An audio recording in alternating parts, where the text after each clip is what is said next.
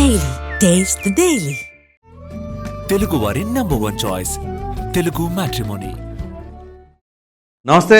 నిన్న ఆంధ్రప్రదేశ్లో జరిగిన పరిణామాలు మనం చర్చించుకుందాం. అందులో ప్రధానమైన అంశాల్లో మొట్టమొదటిది నిన్న సీఎం బాబు గారు కలెక్టర్స్తో సమావేశం నిర్వహించారు.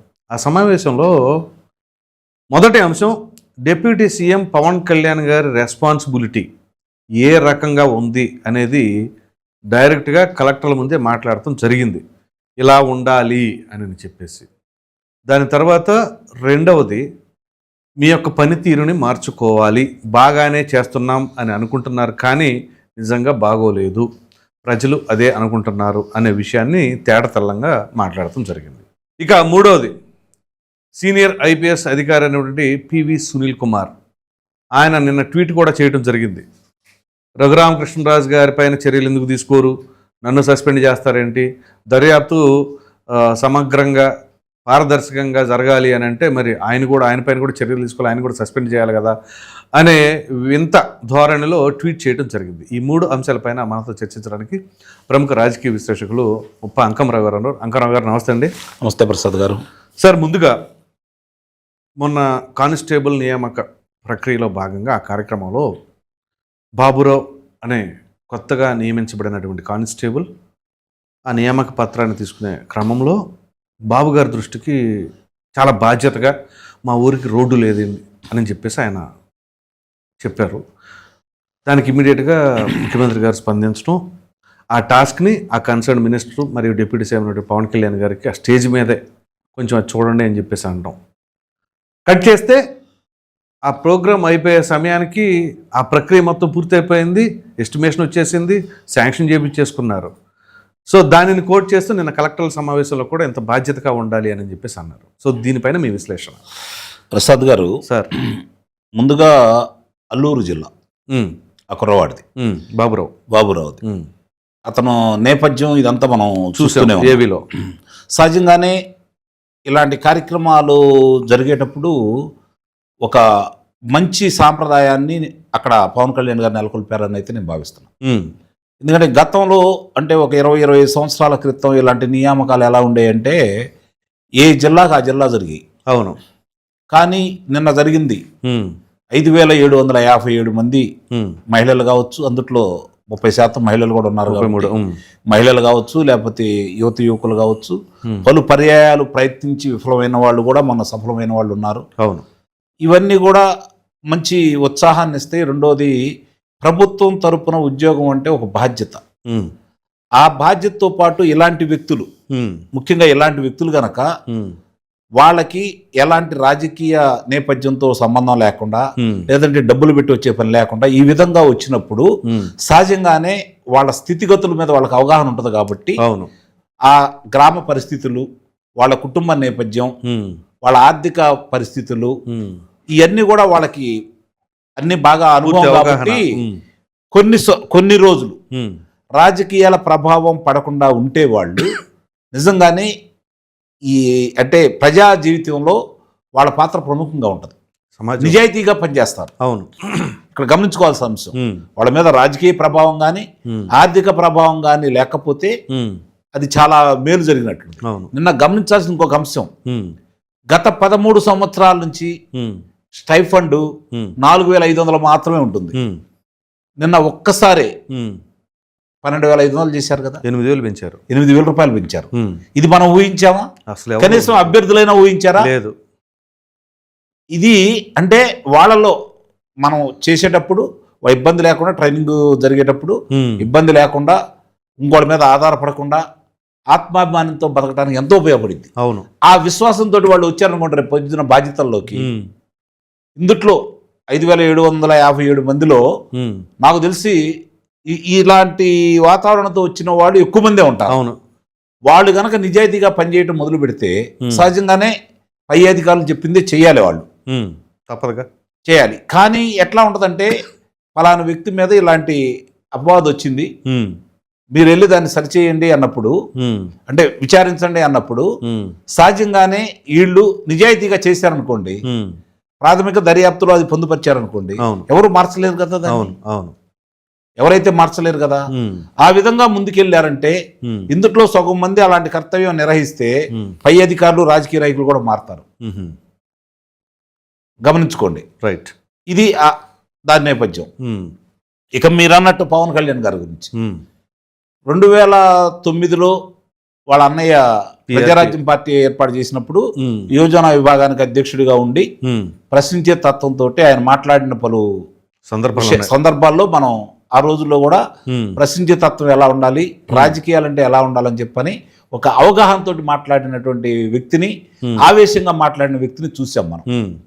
సరే, అది అయిపోయింది, జరగాల్సినవి జరిగిపోయినాయి. మళ్ళీ 2014 రాష్ట్ర విభజన జరుగుతుంది అన్న సందర్భంగా మళ్ళీ అతను ఈ రాష్ట్రాన్ని ఇలా విభజించడం తప్పు అని చెప్పని ఒక రాజకీయ పార్టీని ఏర్పాటు చేసిన తర్వాత ఎన్నికల్లో పోటీ చేయాలనుకున్నప్పుడు మనం రాజకీయ పార్టీ ఏర్పాటు చేసి 2009లో జరిగిన పొరపాటు మళ్ళీ జరగకూడదు కాబట్టి, ఆనాడు కాంగ్రెస్ వచ్చింది కాబట్టి, ఈ రోజు ఈ రాష్ట్రానికి ఎవరు అవసరం? నారా చంద్రబాబు నాయుడు గారు అవసరం కాబట్టి ఆయనకు మనం తోడ్పాటు అందిద్దామని చెప్పని భారతీయ జనతా పార్టీతో కలిసి ఆయన ఆ రోజు ప్రధాన అభ్యర్థిగా ప్రకటించినటువంటి మోడీ గారితో, చంద్రబాబు నాయుడు గారితో పలు సమావేశాల్లో ఆయన మాట్లాడటం, సభల్లో ప్రసంగించడం మనం చూసాం. ఆయన ఆశించినట్లే పార్టీ అధికారంలోకి వచ్చింది. తెలుగుదేశం పార్టీ తరఫున ముఖ్యమంత్రిగా చంద్రబాబు నాయుడు గారు ప్రమాణ స్వీకారం చేశారు. న్యాయం జరిగింది రాష్ట్రానికి, అందులో ఎలాంటి సందేహం కూడా ఏం లేదు. కానీ ఆ తర్వాత శాసనసభ్యులు చేస్తున్నటువంటి కొన్ని తప్పులు ప్రశ్నించే తత్వంతో ఉన్నటువంటి పవన్ కళ్యాణ్ గారికి మనస్తాపం కలగజేసి, ఇది తెలుగుదేశం పార్టీ వాళ్ళకి ఇబ్బంది అయినా కూడా వాస్తవం చెబుతున్నాను, వాళ్ళు చేసే కొన్ని పనులు ఆయన మనస్తాపం చెంది గట్టిగానే ప్రశ్నించడంతో పాటు ఒంటరిగా పోటీ చేశాడు. తద్వారా ఆ రోజు వైఎస్ఆర్సీపీ పార్టీ అఖండ విజయం సాధించింది. ఆ తర్వాత వైఎస్ఆర్సీపీ పార్టీ పరిపాలన చూసిన తర్వాత ఆయన మదనపడి ఈ రాష్ట్రానికి ఏం కావాలో గుర్తించేసి ప్రతిపక్షంలో ఉన్న అన్ని పార్టీలు ఏకమైతే తప్ప, ఎందుకంటే ఏకమవటం అంటే అధికారంలో రావచ్చు, కానీ ఒక బలహీనుడు జగన్మోహన్ రెడ్డి నిరూపించాలి అంటే శాసనసభలో అతనికి సరైన ప్రాధాన్యత ఉండకూడదు అన్న ఉద్దేశంతో ముగ్గురు కలిసి మళ్ళీ కూటమి ఏర్పడటానికి ప్రధాన కారకుడై ముందుండి నడిపి, సహజంగానే వాళ్ళ అభిమానులు, ఆయన ముఖ్యమంత్రి, ఏ రాజకీయ పార్టీ అయినా వాళ్ళ నాయకులు కావచ్చు, అభిమానులు కావచ్చు, వాళ్ళ నాయకుడు ముఖ్యమంత్రి కావాలని కోరుకుంటారు. అవును. అలాంటి ప్రశ్నలు ఉత్పన్నమైనా ఆ కులాన్ని అడ్డం పెట్టుకొని ఈ పొత్తు రాకుండా చేయాలని చెప్పని కొంతమందిని వాళ్ళు ప్రయోగించిన అవతల పార్టీతోటి పొల్యూట్ అయ్యి వాళ్ళు ఎన్ని మాటలన్నా కూడా పట్టించుకోకుండా నా నిర్ణయానికి కట్టుబడ్డ వాళ్ళే పార్టీలో ఉండండి, నాకు రాష్ట్రం ముఖ్యం, పదవులు ముఖ్యం కాదు అని చెప్పని ఐక్యంగా ముందుకెళ్లే విధంగా తను కొంచెం తగ్గి, కొంచెమే కాదు చాలా తగ్గి పొత్తులకి ముందుండి తనకిచ్చిన సీట్లు కూడా త్యాగం చేసి, అవును, భారతీయ జనతా పార్టీకి ఇచ్చేసి, ఇంకొక ఎంపీ స్థానం కూడా భారతీయ జనతా పార్టీకి ఇచ్చేసి, కొన్ని ఎమ్మెల్యేల స్థానాలు కూడా త్యాగం చేసి ఈ రోజు 100కు 100% సాధించుకున్నటువంటి ఏకైక నాయకుడు భారతదేశంలో పవన్ కళ్యాణ్ ఒక్కడే. అవును. సరే, ప్రభుత్వం ఏర్పడింది, తనకంటూ ఓ బాధ్యతలు అప్పచెప్పారు, అతనికి ఇష్టమైన శాఖలు, అతను కోరుకున్న శాఖలు. అవును. ఇక్కడ ముఖ్యమంత్రి గారు కూడా ఆయనకు సరైన ప్రాతినిధ్యం ఇచ్చారు, ఉప ముఖ్యమంత్రిగా ఇచ్చారు, ఆయన కోరుకున్న బాధ్యతలు అప్పచెప్పారు. అవును. బాధ్యతలు అప్పచెప్పిన తర్వాత ఒక్క నెల రోజులు అసలు ఈ శాఖలేంటి, శాఖల పనితీరులేంటి, ఇందులో ఉన్న లోపాలేంటి, మనం ఏం చేస్తే సరవుతాయి అని చెప్పిన ఉద్దేశంతో ముందుకెళ్ళి ముందుగా రాష్ట్ర వ్యాప్తంగా ఉన్నటువంటి గుంతలను పూడ్చే కార్యక్రమాన్ని సమర్థవంతంగా నిర్వహించేసి దాన్ని ముందుకు తీసుకెళ్ళినా కాకుండా తన శాఖకి తనకి ముఖ్యమైన సలహాదారుడుగా ఉండి నడిపించే వ్యక్తి కావాలని చెప్పని కేరళ రాష్ట్రం నుండి అతను తెప్పించుకొని అవును తీసుకెళ్లిన విధానాన్ని ఇక్కడ మనం మర్చిపోవద్దు. ఈ రోజు ఈ విధంగా ముందుకెళ్తూ తన శాఖ మీద పట్టు సంపాదించడమే కాకుండా, ఇందాక నేను మీరు చెప్పినట్టు కూడా అక్కడ ఒక అభ్యర్థిగా ఉన్నటువంటి ఆ బాబురావు అనే వ్యక్తి పత్రాలు తీసుకొని, నియామక పత్రాలు తీసుకొని, అతను తన గ్రామానికి రహదారులు లేదన్న ఉద్దేశాన్ని వ్యక్తపరిస్తే ఆ కార్యక్రమం అయిపోయే లోపు ఆ ఎస్టిమేషన్తో పాటు శాంక్షన్ లెటర్ కూడా తీసుకురావడానికి పవన్ కళ్యాణ్ గారు చూపించినటువంటి చొరవ, ఆ శ్రద్ధ ఈరోజు మిగిలిన రాజకీయ నాయకులకు ఆదర్శం అని చెప్పనైతే నేను నిస్సందేహంగా చెప్పగలను. అందుట్లో 30% ఈ రాజకీయ నాయకులు అమలు చేసినా కూడా రాష్ట్రంలో చాలా వరకు సమస్యలు పరిష్కారం అవుతాయి. రైట్. చాలా వరకు. ఇది మామూలు విషయం కాదు. అవును. ఎందుకంటే అక్కడే మళ్ళీ వాళ్ళతో మాట్లాడి ముఖ్యమంత్రి గారితో మాట్లాడేసి వాళ్ళ శాఖ వాళ్ళందరికీ చెప్పేసి ఆ రహదారికి సంబంధించినటువంటి ఆ రోడ్డుకు సంబంధించినటువంటి శాంక్షన్ చేయించడమే కాకుండా ఆ క్షణంలో తర్వాత నేను చూస్తానంటాం వేరు, అవును, చేయటం వేరు. అవును. అంతమంది సమక్షంలో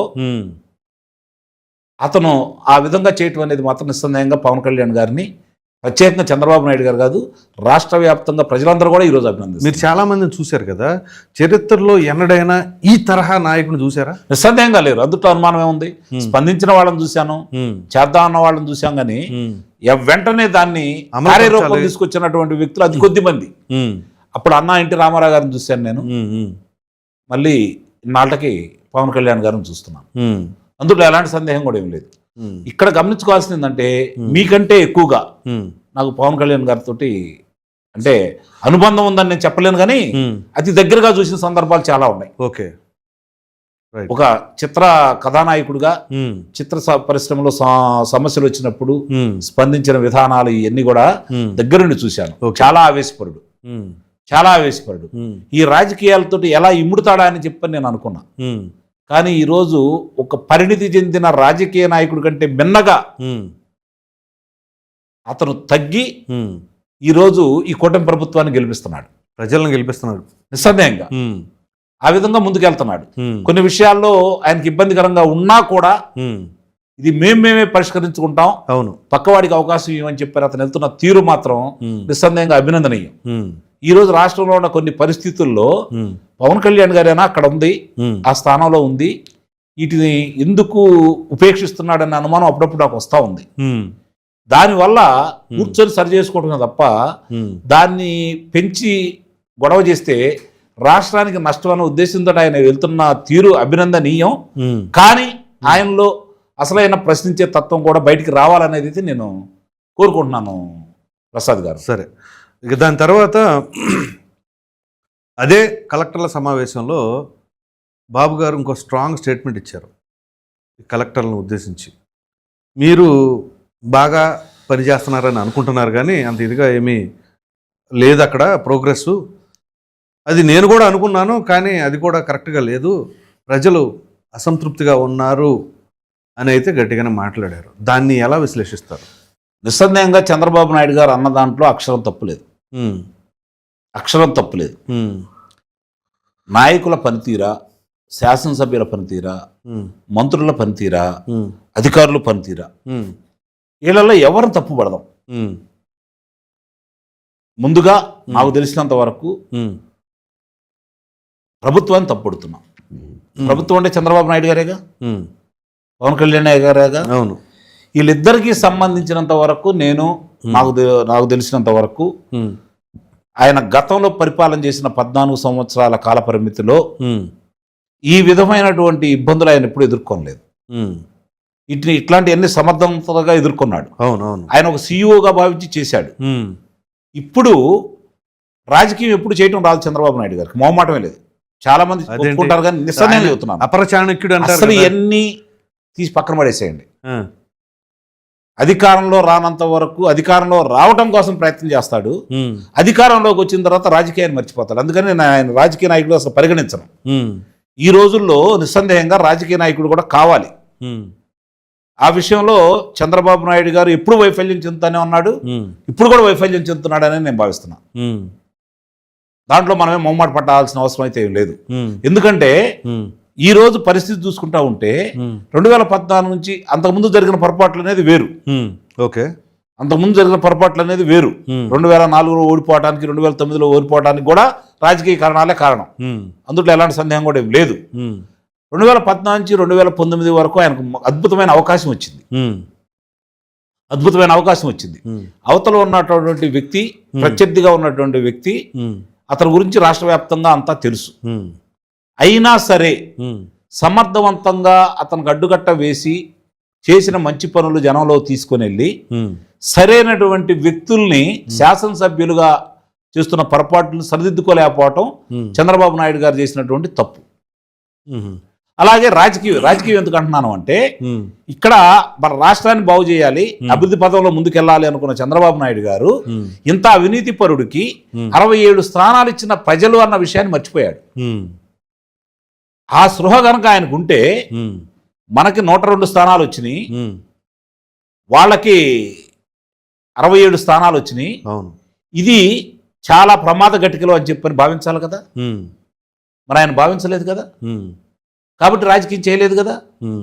ఆయన చేసిన అభివృద్ధి 2014 నుంచి 2019 వరకు రాష్ట్రంలో తీసుకొచ్చిన పెట్టుబడులు కావచ్చు, అభివృద్ధి కావచ్చు, మరి అమరావతి పోలవరాన్ని పరిగెత్తిస్తున్న విధానం కావచ్చు, ఇవన్నీ కూడా మహా అద్భుతం కదా. అంతకు ముందు కంటే గొప్పగా చేశారు కదా. హైదరాబాదు ఉమ్మడి రాష్ట్రంలో చేయడం అనేది పెద్ద విశేషం కాదు, ఎందుకంటే ఇక్కడ ఇన్ఫ్రాస్ట్రక్చర్ కి కదా, ఒక రాజధాని అనేది ఉంది, ఆయన శ్రమకి తగ్గ ఫలితం దక్కింది. కానీ ఇక్కడ అలా కాదు కదా, ఏమి లేని రాష్ట్రం, వ్యవసాయం మీద ఆధారపడే రాష్ట్రం, 0 నుంచి మొదలు పెట్టాలా. మరి ఇలాంటి దాన్ని నువ్వు ఆ స్థాయికి తీసుకొచ్చినటువంటి చంద్రబాబు నాయుడు గారు అప్పుడే గనక రాజకీయాన్ని గనక ఆయన అవపోసన పట్టిన వ్యక్తి కనుక అయి ఉండయి ఆ విధంగా కనుక ముందుకెళ్ళినట్టయితే శాసనసభ్యుల్ని కంట్రోల్ చేసేసి జగన్మోహన్ రెడ్డిని ఎక్కడికక్కడ కట్టడి చేయగలిగినట్టయితే ఆ రోజు అతను మాట్లాడిన ప్రతి మాటకి నువ్వు ఇలా ఎందుకు మాట్లాడావని చెప్పని చర్యలు తీసుకోగలిగినట్లయితే ప్రజల్లో ఒక నమ్మకం ఏర్పడేది. కానీ చేయలేకపోయాడు, అందుకనే రాజకీయం రాదంటున్నాను నేను.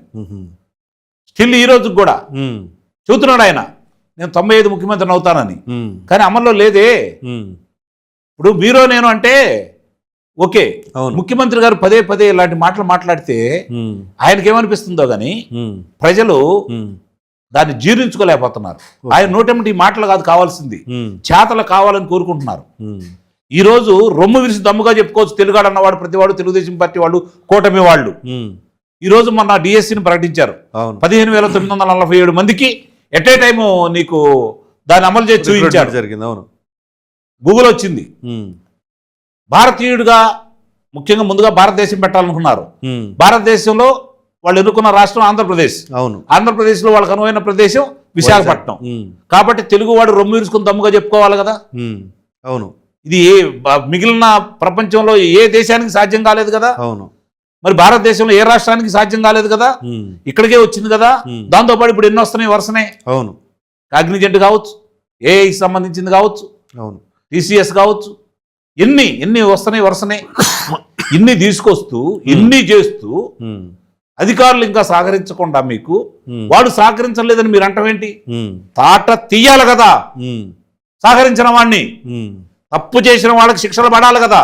అవును, వాళ్ళని మీ పక్కన కూర్చోబెట్టుకుంటే వాళ్ళు అవినీతి పరులై లంచగొండులై గతంలో జగన్మోహన్ రెడ్డికి ఇబ్బడముబ్బడిగా సహాయ సహకారాలు అందజేసి రాష్ట్రాన్ని దోసుకోవడానికి రాసబాటలు వేసినటువంటి అధికారులు ఈ రోజు ఇంకా మీ పక్కన కూర్చొని వాళ్ళు ఉపేక్షిస్తున్నారు అంటే మీరు ఎంత చెబితే మాత్రం వాళ్ళు మాట్లాంటారు?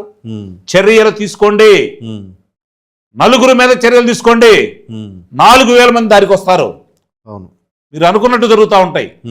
ఈ రోజు ఏ గ్రామానికి వెళ్ళినా రెవెన్యూ పరిస్థితి ఎంత దారుణంగా ఉంది. శాసనసభ్యుడు పట్టించుకుంటున్నాడా? లోక్సభ సభ్యుడు పట్టించుకుంటున్నాడా? కొంతమంది తప్ప. అవును, ప్రజాప్రతినిధులు పట్టించుకుంటున్నారా? కానీ అధికారులు పట్టించుకుంటున్నారా? ఎందుకు జరుగుతుంది ఈ లోపం? సరిదిద్దలేరా? ఇవన్నీ నెల రోజుల్లో సరి చేయొచ్చు, 18 నెలలు అవుతుంది. ఎందుకని చేయలేకపోతున్నారు? మీ ఉదాసీనత. వాళ్ళు చంద్రబాబు నాయుడు గారు 10 సార్లు ఇట్లానే చెబుతాడు, మా మీద ఎలాంటి చర్యలు తీసుకోలేరు, మనం ఇట్లానే చేద్దాం. తప్పెవరిది? రెవెన్యూలో తప్పెవరిది? రెవెన్యూ అధికారులది. శిక్షలు ఎవరు పడుతున్నాయి? ఈరోజు రైతులకి. రైతులు వెళ్ళి వాళ్ళ చుట్టూ తిరిగి డబ్బులు ఇచ్చి సరి చేయించుకోవాలా? తప్పు చేసింది వాళ్ళు, చేయమని చెప్పండి, సరి చేయమని చెప్పండి. సరి చేయని వాడికి శిక్షలు వేయండి. ఆ శిక్ష రైతు ఎందుకు అనుభవించాలి? అవును, ఈరోజు మిమ్మల్ని తప్పుపడతారా వాళ్ళని తప్పుపడతారా? ఆటోమేటిక్ చంద్రబాబునే అంటారు కదా కదా. మరి ఈ వైఫల్యం ఎవరిది? ఇది రాజకీయం తెలియకపోవడం కాదా? చెప్పండి మీరు. రైట్, అధికారంలో ఉంటే గొప్ప కాదు, అధికారంలో ఉన్నప్పుడు అధికారుల చేత ప్రజల మన్నలు పొందే విధంగా పరిపాలన చేయటం అనేది గొప్ప.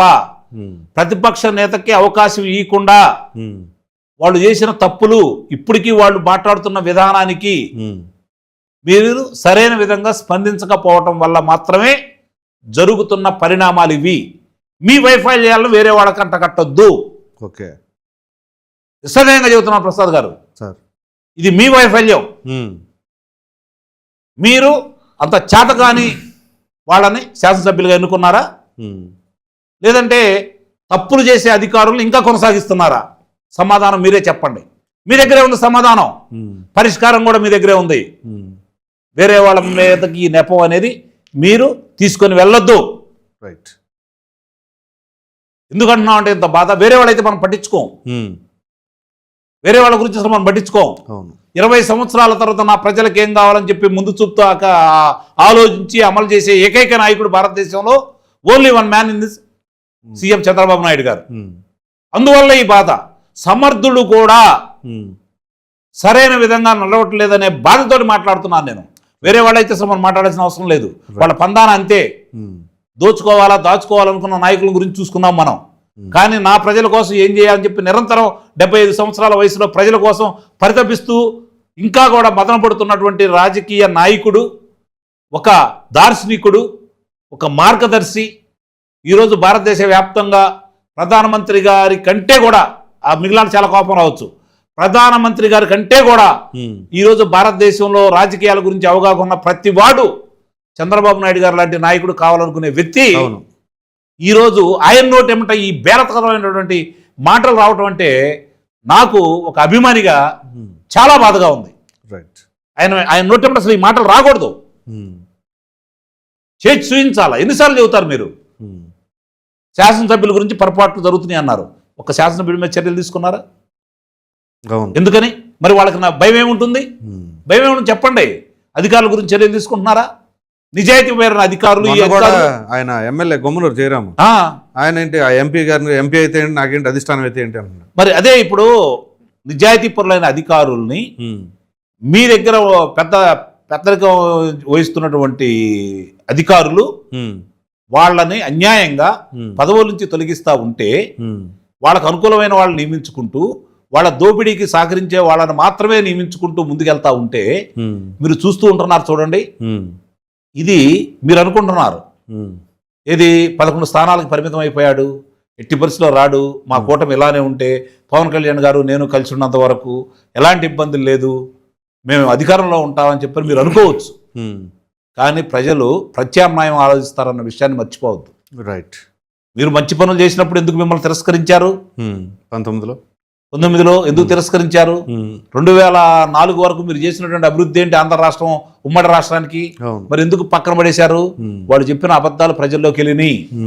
ఇప్పుడు మన ఇద్దరం మాట్లాడింది 10,000 మంది చూస్తారు, లేకపోతే 1,00,000 మంది చూస్తారు.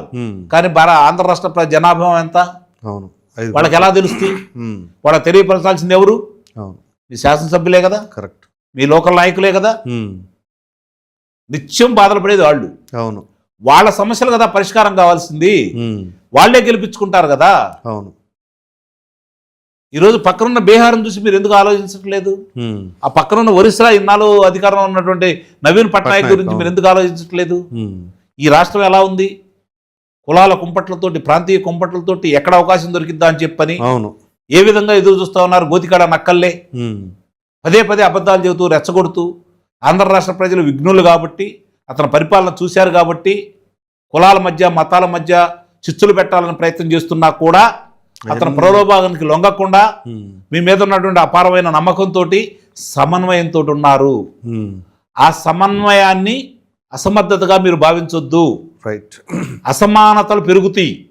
అసమానతలు పెరిగితే ఎవరు కంట్రోల్ చేయలేరు. అవును, అది గమనించుకోండి. రైట్. ఇక దాని తర్వాత మరొక ప్రధానమైన అంశం, సీనియర్ ఐపీఎస్ అధికారి అయినటువంటి పివి సునీల్ కుమార్. ఆయన నిన్న ఒక ట్వీట్ కూడా చేశారు. అఫ్కోర్స్ మొన్న పోలీసు విచారణకు వెళ్ళారు, అక్కడ కూడా తెలియదు, గుర్తులేదు, మర్చిపోయానని అంటాం. దాని తదుపరి నిన్న ట్వీట్లోనేమో ఏంటి, దర్యాప్తు సజావుగా సాగాలి అంటే నా మీద ఎలా నన్ను సస్పెండ్ చేశారు, అలాగే రఘురామరాజు గారిని కూడా సస్పెండ్ చేయాలి కదా అని అంటారు. ఏంటి ఈ ట్వీట్, దాని వెనకాల అర్థమే ఉంటాడు? ఈ ట్వీట్ వేసే ముందు తను పనిచేసినటువంటి ముఖ్యమంత్రి అన్ని అభియోగాలు ఉన్నాయి కదా, ఇతను ఆ ముఖ్యమంత్రిగా పనికి రాడు, ఇతని దగ్గర నేను ఎలా పనిచేస్తాను, నేను ఎందుకు పని చేయాలి అని చెప్పని ఏ రోజైనా ప్రశ్నించుకున్నాడా ఈ సునీల్ కుమార్? ఎందుకు ప్రశ్నిస్తాడు? రఘురామకృష్ణరాజు గారు రఘురామకృష్ణరాజు గారిని చాలా తక్కువ అంచనా వేశాడు అతను. ఉమ్, జగన్మోహన్ రెడ్డి లాంటి బలవంతుణ్ణి ఉమ్, 151 స్థానాలు ఉన్నవాడిని ఉమ్. పాతాళానికి తొక్కటానికి ప్రధానమైనటువంటి వ్యక్తి తొలిగా గొంతు ఎత్తింది ఆయనే కదా. రఘురామకృష్ణరాజు గారు. తొలేంటి ఉమ్, తొలంటారేంటి మీరు? ఉమ్. చివరి దాకా రోజు ఆహా, జగన్మోహన్ starting రెడ్డి నుంచి, అవును. జగన్మోహన్ రెడ్డి వైఫల్యాలని, ఉమ్, తప్పుల్ని ఉమ్, రోజు రచ్చబండ ద్వారా ఉమ్, బండకేసి రోజు ఉతికి ఉమ్. ఇట్లా ఉతకొచ్చు అని చెప్పని అందరికి చూపించినటువంటి అవును. వ్యక్తి మొదటి వ్యక్తి రఘురామకృష్ణరాజు గారు. అవును. రెండో వాళ్ళు అమరావతి ప్రాంత రైతులు. ఉమ్, తర్వాత ఎవరన్నా కావచ్చు. ఉమ్, అధికారంలో వచ్చారు చంద్రబాబు నాయుడు గారు, పవన్ కళ్యాణ్ గారు, లేకపోతే లోకేష్ బాబు గారు, ఇవన్నీ తీసి పక్కన పడేసేయండి. ఉమ్, ప్రజలను చైతన్యపరిచిన దాంట్లో ప్రధాన భూమిక నిర్వహించినటువంటి వ్యక్తి రఘురామకృష్ణరాజు గారు. ఉమ్. ఆ పార్టీలో ఉండి అవును. చావు అంచుల దాకా వెళ్ళి అవును. చంపేస్తారన్న సంగతి తెలిసి కూడా ఉమ్, రఘురామకృష్ణరాజు గారు ఎన్నికెళ్ళలేదే, అవును. పోరాడారే. ఉమ్, ఇప్పుడు నీ జాతకాలు మొత్తం బయట పెడుతుంది రఘురామకృష్ణరాజు గారే కదా. అవును. నువ్వు అసలు ఎస్సీవా? ఉమ్, ఎస్సీ సర్టిఫికేట్ మీద నీకు ఎట్లా వచ్చింది అది? ఉమ్, దాని మీద కూడా పోరాడుతున్నాడు. ఉహుం. అంతేగాని నిన్ను వదిలిపెట్టే ప్రశ్నే లేదు. ఓకే. వదిలిపెట్టడు. ఉమ్, మీ తల్లి గారి సమాధి సాక్షిగా, ఉమ్, సమాధి మీద ఉన్న పేరు సాక్షిగా, ఉమ్, ఆమె పేరు సాక్షిగా, ఉహుం. క్రిస్టియన్ మతంలో ఆ యొక్క పాత్ర సాక్షిగా ఉమ్, ఈ రోజు మొత్తం బయట పెడతా ఉన్న వ్యక్తి రఘురామకృష్ణరాజు గారు. ఓకే. ఆయన్ని ఉపసభాపతిగా ముందు రిజైన్ చేయమంటావా, ఆటంకం చేయమంటావా? ఉమ్, అంటే నువ్వు చెబితే వింటారా? ఉమ్, నువ్వు ఇప్పటి వరకు ఎవరో ల్యాబింగ్ ద్వారా, ఎవరో అండదండల ద్వారా నీకేదో ఇంత ఉందని చెప్పని, ఉమ్, నువ్వేదో కొంతమందిని మార్చగలవని, ఉమ్. నీకు ఒక ఓటు బ్యాంక్ ఉందని, ఎక్కడి నుంచి వచ్చిందండి? యాడ్ నుంచి అదే నాకు అర్థం కావట్లేదు. అంటే నమ్మేవాళ్ళు ఉంటే ఉమ్, నేను కూడా చెబుతా, ఉమ్, అంతేలే. నమ్ముతున్నారు కదా వాళ్ళు. ఉమ్, అంటే వాళ్ళు ఎంత అసమర్థులు ఆలోచించుకోండి మీరు. ఉమ్, నేను చెబుతున్నాను, వాళ్ళ కోపం వచ్చినా సరే. ఉమ్, సునీల్ కుమార్ని చూసి భయపడి నమ్ముతున్నారు అంటే ఉమ్, అతనికి ఏదో ఉందని చెప్పని ఉమ్, వాళ్ళు చేత కాని వాళ్లే, ఉమ్, చేవ లేని వాళ్లే, ఉమ్, తప్పు చేసి ఉమ్, తప్పుడు సర్టిఫికెట్ తోటి ఉద్యోగం సంపాదించేసి ఉమ్, ఇప్పటికి కూడా ప్రజల మధ్యకు వచ్చేసి ఉమ్, వైషమ్యాలను రెచ్చగొడుతూ ఉమ్, కాపులు వాళ్ళు కలిస్తే కాపులకు అధికారం వచ్చింది. ఇదో కొత్త క్వశ్చన్. అంటే నువ్వు రాజకీయ నాయకుడిగా మాట్లాడుతున్నావు. రాజకీయ నాయకుడిగా అవతారం ఎత్తు, రిజైన్ చేసేయండి. రిజైన్ చేసే, కత్తెర సొక్కా వేసుకో, రా. ఉమ్, నీకు సైన్యం ఉందంటున్నావు కదా, ఉమ్, నీకు ఓట్లు ఉన్నాయంటున్నావు కదా, ఉమ్, నీ సత్తా ఏంటో చూపించు. ఉమ్, రా, బయటికి రా, ఉమ్, వచ్చి చెయ్యి. ఇప్పుడు ఆయన- మేము కూడా ఎస్ సునీల్ కుమార్ అనే వ్యక్తి ఉమ్, ఇంతమంది జనాభా ఉన్నారు, పోరాడుతున్నాడు, మార్పు తీసుకొచ్చాడు, ఉమ్, అతను వృత్తిలో ఉండగా తప్పులు చేసినా రాజకీయంగా ఈ విధంగా చేస్తున్నాడు అని చెప్పని ఉమ్, శభాష్ సునీల్ కుమార్ అంటాం. ఇప్పుడేమంటాం? ఉమ్, తప్పులు చేస్తున్నావు సునీల్ కుమార్, ఉమ్, ఇప్పుడుకైనా తప్పులు సరిదిద్దుకో. నువ్వు తప్పులు సరిదిద్దుకుంటావు నేనైతే భావించట్లా. నీ ఆలోచనే తప్పుడు మార్గం. ఉమ్, తప్పుడు కుల ధృవీకరణ పత్రంతో ఉద్యోగం సంపాదించావంటేనే ఉమ్, నువ్వు తప్పుడు మార్గంలో ఉన్నావని అర్థం. ఉమ్. ఇప్పుడు ఆ సర్టిఫికేట్ ఇచ్చిన అధికారి కూడా బుక్ అవుతాడుగా. నిస్సందేహంగా. అయితే ఇక్కడ ఆయనేమో ఒక అధికారిగా ఉన్నాడు, ఆయన సస్పెండ్ చేశారు. ఇక్కడేమైనా ప్రజాప్రతినిధి, ఈయన పైన ఎట్లా తీసుకోమంటాడు నాకు అర్థం కాదు. ఇదేమో ప్రజాప్రతినిధి కదా. తను ఏం చెప్పినా జనం వింటారు. తను కొంతమంది నా వెంట ఫాలో అవుతున్నారు. వాళ్ళందరినీ రెచ్చగొట్టాలా, వాళ్ళందరినీ రెచ్చగొట్టి రఘురామకృష్ణరాజు గారి మీద ఆ నియోజకవర్గంలో నేను చెబుతున్నాను 175 నియోజకవర్గాల్లో 174 నియోజకవర్గాల ఒక ఎత్తు, ఉమ్, ఉండి నియోజకవర్గం ఒక్కటే ఒక ఎత్తు. ఓహో, రఘురామకృష్ణరాజు గారు అంత అద్భుతంగా చేస్తున్నారు, ఉహు, అంత అద్భుతంగా చేస్తున్నారు. ఓకే. ఆక్రమణ తొలగిస్తున్నారు. ఉమ్, వాడు ఎవరన్నా వచ్చి ఏంటి సార్ మేము ఓటు వేయద్దు, నాకు ఓట్లు, ఉమ్, నాకు ఓట్లు వేయద్దు మీరు. ఉమ్, అరే చెరువు కట్ల మీద, కాలువ కట్ల మీద మీరు నివాసాలు ఏర్పాటు చేసుకొని అన్ని కార్యక్రమాలు మీరు చేసుకుంటా ఉంటే ఆ నీళ్లు ఇక్కడికి వస్తే అంతే కదా. ఇదా మీరు చేసే పని? దీనికి నేను మద్దతు తెలపాలా? ఉమ్, రేపు నా ఓట్లేరా? అవసరం లేదు. ఉమ్, నిర్దాక్షిణ్యంగా, నిర్మమాటంగా ఉమ్, ఆక్రమణలు తొలగిస్తూ ముందుకెళ్తున్నటువంటి ఏకైక ప్రజాప్రతినిధి ఉమ్, ఈరోజు. మిగిలిన వాళ్ళు కొంత చేయొచ్చు, కానీ ఎక్కడా కూడా వెనకడుగు వేయకుండా ఉమ్, సొంత నిధులను పెట్టుకొని, అవును, తన స్నేహితుల దగ్గర డబ్బులు తీసుకొని, అవును, ఆ విషయం తెలుసు. తన అభిమానించే వాళ్ళ దగ్గర డబ్బులు తీసుకొని ఉమ్, నియోజకవర్గాన్ని ఉమ్, ప్రభుత్వం నుంచి సహాయ సహకారాలు అందకపోతున్నా, ఉమ్, సరైన రీతిలో ఆయన అనుకున్న రీతిలో అందకపోతున్నా కూడా ఉమ్, నియోజకవర్గాన్ని అద్భుతంగా ముందుకు తీసుకెళ్తున్న వ్యక్తి రఘురామకృష్ణరాజు గారు. ఆయనకి నీకు పోలిక. ఉమ్. అయితే ఇక్కడ ఆయన ఎంత రిజర్వేషన్ ఉన్నా ఏమున్నా ఒక ఐపీఎస్ అధికారి అవ్వడం అంటే ఆషామాషి వ్యవహారం కాదు. చాలా మెమరీ పవర్ ఉండాలి, చాలా నాలెడ్జ్ ఉండాలి. అంత నాలెడ్జ్ మెమరీ పవర్ ఉన్న వ్యక్తి అంత నాలెడ్జ్ ఉంది కాబట్టి నీ తప్పులు చేస్తున్నాడు.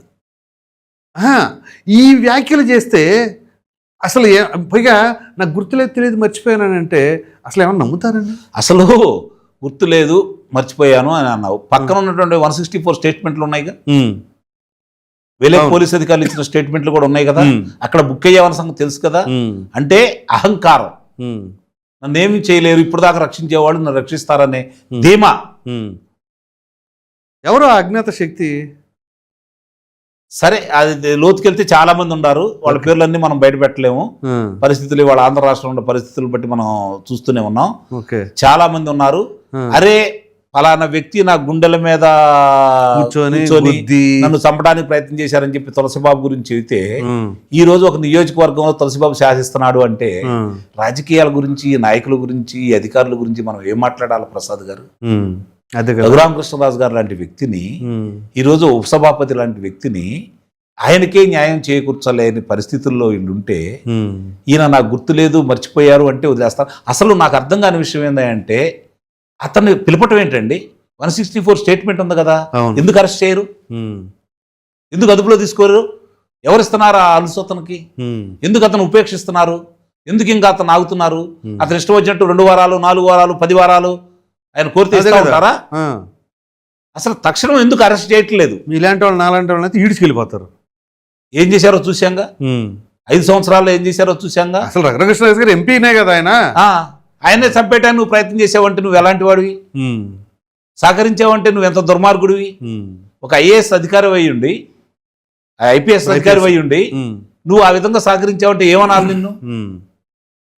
అంటే కావాలని చెప్పని కుట్రపూరితంగా రాష్ట్రాన్ని నాశనం చేసి అడ్డుపడ్డ వాళ్ళందరినీ తొలగించాలని చెప్పని జగన్మోహన్ రెడ్డి భావిస్తే, నువ్వు ఒక పావు అయ్యావన్న విషయాన్ని ప్రజలు మర్చిపోలేదు కదా. అవును, ఈ రోజు నాకు గుర్తు లేదు, మర్చిపోయాను, నాకు తెలియదు అంటే సరిపోతుందా? సాక్ష్యాధారాలు ఉన్నాయి. నీకంటే ముందు చాలా మంది నీలాగా సహకరించిన వాళ్ళందరూ ఇప్పుడు కారాగారంలో ఉన్నారుగా. అవును, నేనైతే ఏం ఆలోచించాను అంటే, ఎట్టి పరిస్థితుల్లో పిలిచినప్పుడు 164 స్టేట్మెంట్ ప్రకారం అతని మీద అభియోగాలు ఉన్నాయి కాబట్టి, రఘురామకృష్ణరాజు గారు ఉపసభాపతి కాబట్టి నిస్సందేహంగా ఇతను అరెస్ట్ చేస్తారని భావించాను. వదిలేశారు. ఆశ్చర్యంగా ఉంది, ఆశ్చర్యంగా ఉంది. అసలు వదిలేయటం అనేది ఆశ్చర్యంగా ఉంది. ఒకవేళ రఘురామకృష్ణరాజు గారు మిగిలిన వాళ్ళు పర్లేదులే 18 నెలలకైనా పిలిపించారని చెప్పి సంతోషపడచ్చు. నేనైతే మాత్రం సంతోషపడట్లా. ఇంకా ఆలస్యం చేస్తూ ఇంకా వదిలేశారు కదా. వదిలేసినట్టేనంటారా? వదిలేసినట్టేనా అనే భావన వస్తుంది చూస్తూ ఉంటే. అంటే రఘురామరాజు గారేమో పక్కన గట్టిగా ప్రయత్నాలు జరుగుతున్నాయి. ఏది ఆయన అన్ని విధాలా సమర్థుడు కాబట్టి, లీగల్ గా అవును చాలా స్ట్రాంగ్ ఆయన, మానసికంగా, ఆర్థికంగా, శారీరకంగా ఆయన అన్ని విధాలా సమర్థుడు కాబట్టి ఎంత దూరమైనా వెళ్తాడు. సునీల్ కుమార్ని కారాగారంలో పెట్టిన దాకా ఆయన అయితే నిద్రపోడు అది పక్క, అందుట్లో అనుమానమే లేదు. రైట్, ఆయన దెబ్బకు తట్టుకోలేకైనా సరే ఆయన్ని అరెస్ట్ చేయాల్సిందే. వాళ్ళకి ఇష్టం లేకపోయినా కూడా అన్ని పాయింట్లు తీసుకొచ్చి ఆయన న్యాయస్థానానికి పదే వెళ్ళేసి తలుపు తడతాడు కాబట్టి ఇక అరెస్ట్ తప్పదు. Right right sir, thank you అండి. Thank you.